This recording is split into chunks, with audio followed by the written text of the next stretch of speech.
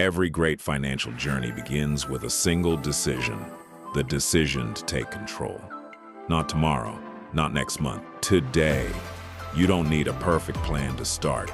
You don't need a big salary, a lucky break, or all the answers.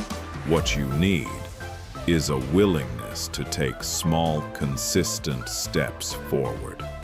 Because progress in personal finance isn't built in giant leaps. It's built in daily choices. Choosing to save a little, even when it feels insignificant. Choosing to budget, even when it feels restrictive. Choosing to learn, even when it feels uncomfortable. And yes, it will feel uncomfortable. Growth always does. There will be moments when you feel like nothing is changing, when the numbers move slowly, when discipline feels harder than giving up.